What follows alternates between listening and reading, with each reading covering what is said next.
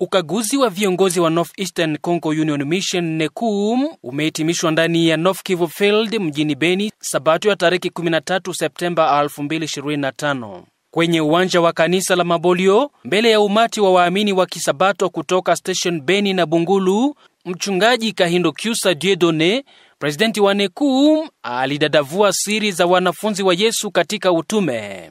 Alialika wahudhuriaji kuzingatia mambo haya nikimnukuu: nyakati zote ni za mahubiri. Hekalu ni laboratory.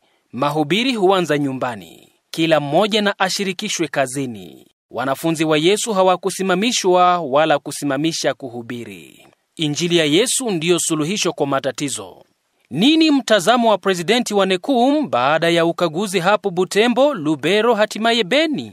Mtazamo wetu, makanisa yangekuwa vizuri yahusike katika mahubiri, lakini si wote, ni wachache ambao wanahusika katika mahubiri.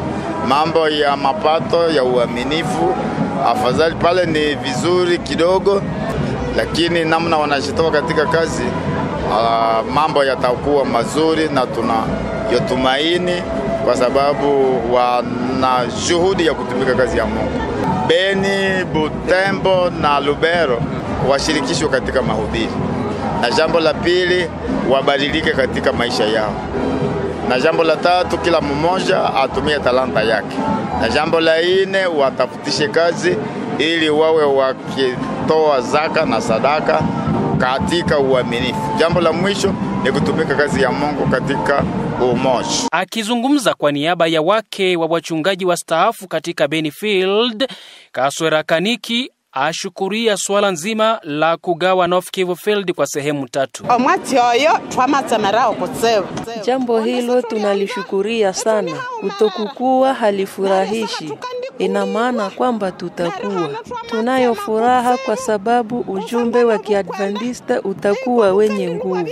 Huu ni uamsho wa Wasabato kwa ujumbe wa siku za mwisho.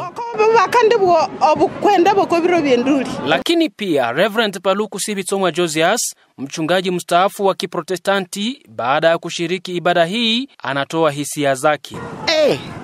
Maanake somo imenibariki sana, kwa sababu ilikuwa inasema kuko maneno 8 ambayo inatupelekea funguo za kufungulia watu mbinguni, ufalme wa mbinguni. Hii ni mara ya kwanza tangu nimekuwa mtumishi, lakini nilipokuwa ningali kijana mdogo nilikuwa nashiriki mara na mara kwenye mikutano ya Waadventista, na walikuwa marafiki zangu kwa sababu walipenda Yesu sana na walikuwa wakimshuhudia, na nilifurahia hiyo, na nilikuwa nashiriki siku ya Sabato na siku ya Mungu naenda katika shule langu. Timu hili la ukaguzi linaendelea na kazi hiyo hiyo katika Kibali Ituri Mission. Kutoka Beni, mimi ni Silva Muindo kwa niaba ya Hope News. Hallelujah, Hosanna. Hallelujah, Hosanna. Hallelujah.